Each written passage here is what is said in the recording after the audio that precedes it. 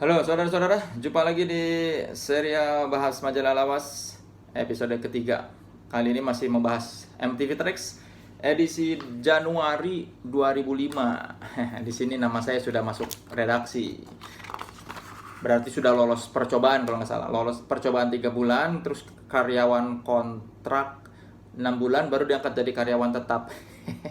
Jalan panjang yang berliku menuju gaji 100%. Covernya YouTube, waktu itu YouTube baru rilis album How to Dismantle an Atomic Bomb. Dipilih ya karena memang ya nilai beritanya tinggi dan band besar juga. Terus cocok dengan temanya rock issue. Dan di sini ada Arifin nulis artikel soal meninggalnya Dimebag Darrell yang ditembak sama penggemarnya ketika konser. Dimebag Darrell ini bekas gitarisnya Pantera. Dan Hari Rusli juga meninggal bulan Desember 2004. Di sini masih ada Om Leo. Rubrik Getar Cinta kali ini dia beri judul Aku Merinding di Kau Meriang. Dan ini ada Star Treks-nya Bunga Citra Lestari.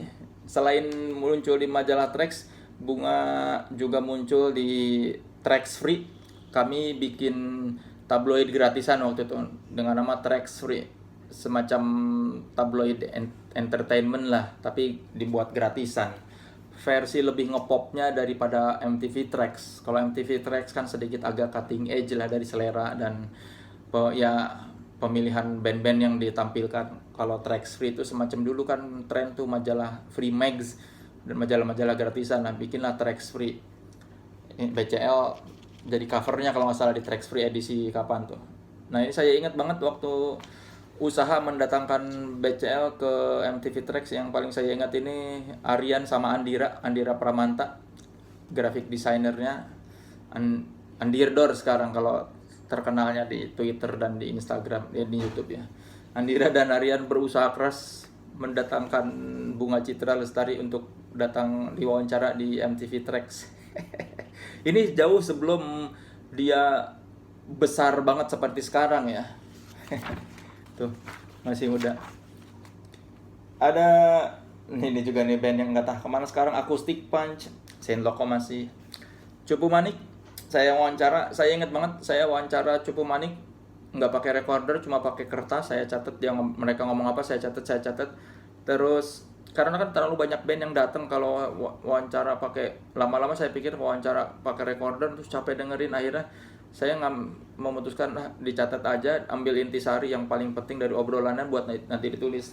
Si C vokalisnya inget apa, setelah wawancara ini kan kami wawancara lagi buat yang lebih panjang Q&A, karena Aryan waktu itu mikir kayaknya ini band bakal besar, kita kasih porsi lagi deh setelah rilis album. Di pertemuan kedua wawancara si C bilang awalnya sempat kayak meremehkan atau mungkin antipati atau mungkin kayak khawatir karena saya wawancara cuma pakai notebook, nggak direkam, tapi pas keluar ternyata kutipannya tidak ada yang salah dan ternyata menurut C saya bisa menyampaikan apa yang mereka sampaikan ketika wawancara dan tidak ada yang meleset dari yang ingin disampaikan oleh band itu.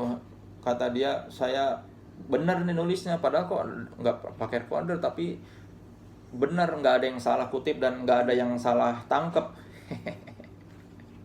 Terima kasih loh Cek, saya merasa langsung wah ternyata saya keren juga. Ini band-band luar. Oh ini Jikustik. Jikustik dikasih porsi sedikit. Jikustik waktu itu mau rilis album apa nih? Dia baru mau rilis album Pagi katanya. Masih ada Pongki. Chlorophyll, ada band Chlorophyll yang nggak tahu sekarang kemana. Suckerhead sudah meninggal, Krishna sadarnya. Nah ini Bunga Citra Lestari. Tuh, waktu itu pas ini, waduh, pokoknya di kantor pada seneng waktu dia datang. The Killers baru bikin album, ada Jamaica Cafe, Rocks, Terus ini band-band kecilan juga apa nih, Blue Savannah, Nova, Conserius, Jackpot,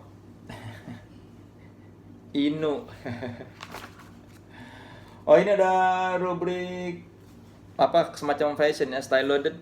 Ini karena temanya rock issue, jadi ada kayak 2 halaman ngomongin soal referensi gaya.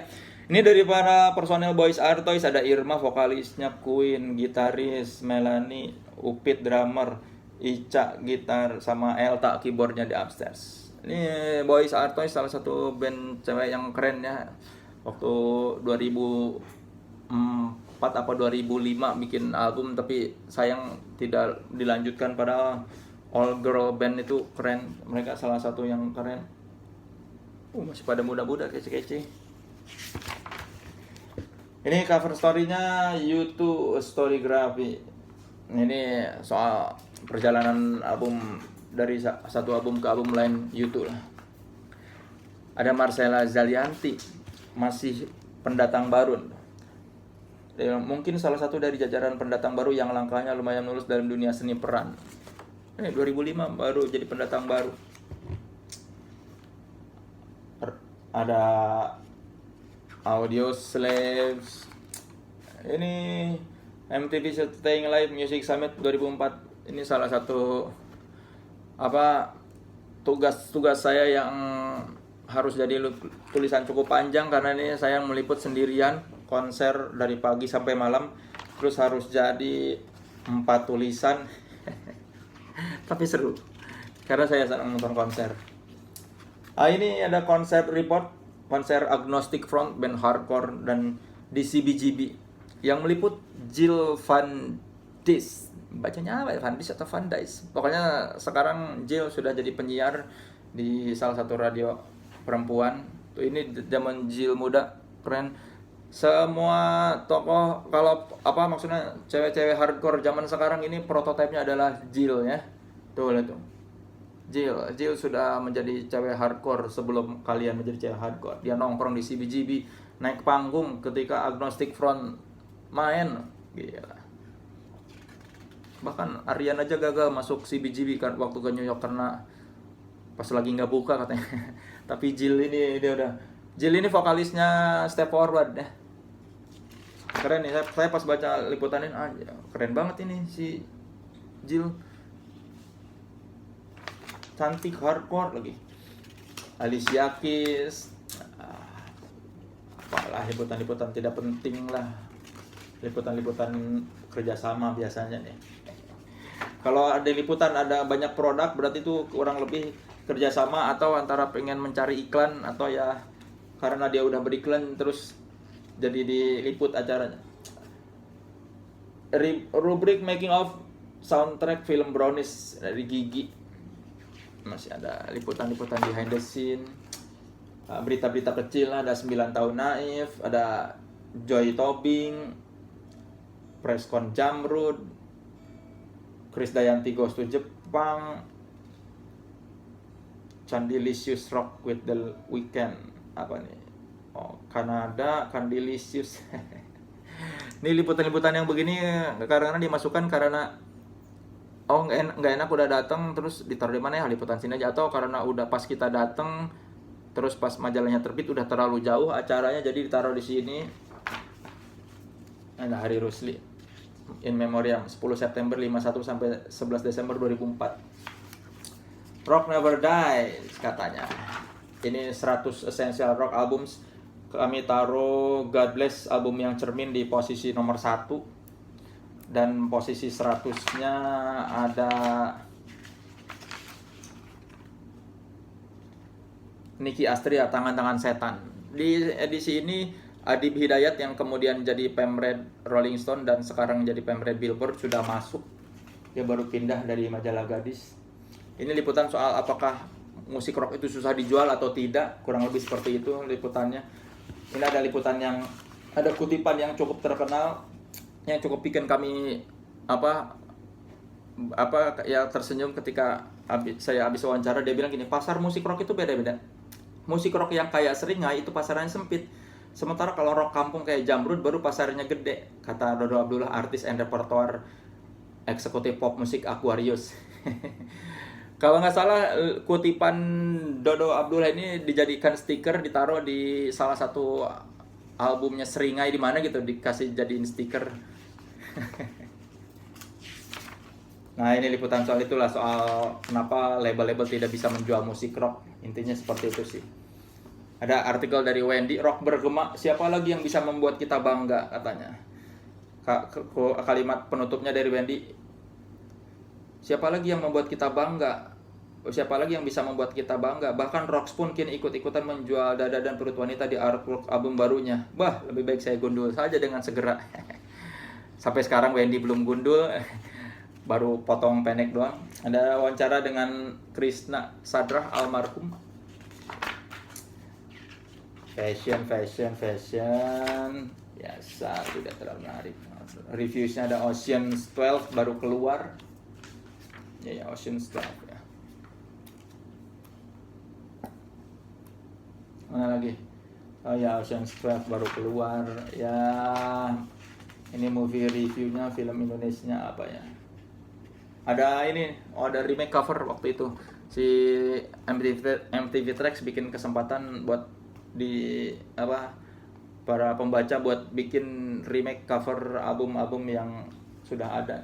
Nah, sekarang ini Seringai dibikin jadi seperti ini. Ini MT, desainer cukup kondang. Masih rubrik Mamarazi.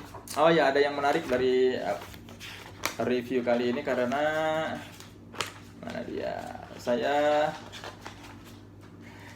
mereview album dari band bernama Sister, keluaran Alpha Records. Saya memuji musiknya, tapi saya bilang ini kalimatnya seperti ini. Nama mereka mungkin tidak menarik, setidaknya untuk sebuah kelompok musik yang terdiri dari kumpulan 3 cowok. Tapi musik mereka ternyata lebih menarik dibandingkan nama dan sampulnya. Sampai di ujung juga saya bikin untuk sebuah debut album pop yang rock, album ini lumayan menarik, asal abaikan nama, sampul dan lirik lagunya. Intinya saya bilang album ini oke, tapi desain sampulnya tidak menarik. Beberapa waktu kemudian, beberapa bulan dari terbitnya majalah ini, saya kenalan dengan seorang desainer album bernama Mardedi Sulisriono. Ya, Sulisriono apa? Sulisriono. Nama media sosialnya Dedi Dude. Pas saya kenalan, pokoknya kami ada event apa waktu itu, saya kenalan lah sama Dedi. Kami naik mobilnya dia, kalau nggak salah mau kemana gitu, saya lupa. Terus tiba-tiba dia setelah beberapa kalimat bertukar, dia bilang, "Leh, gua yang ngedesain album Sister." Terus saya bilang, "Wah, sorry Ded." Untung dia bisa menanggapinya dengan santai dan sampai sekarang kami berteman baik ya. Itulah bukti bahwa kadang-kadang kritikan atau apapun malah bisa bikin seorang jadi berteman. Sampai sekarang ya Dedi Dude dan saya jadi teman baik, dan dia pun mengakui bahwa memang karya dia di album Sister itu bukan karya dia yang terbaik lah. Ya, begitulah. Ini edisi Rock Issue. Yang menarik sih itu dari majalah ini, dari edisi ini. Oh, ini ada iklan album terbaru Pas Stairway to Seven yang dia bikin single dengan Reza. Ya, begitulah. Oke, terima kasih saudara-saudara sudah menyimak bahas majalah Lawas. Sampai jumpa di episode berikutnya. Dadah.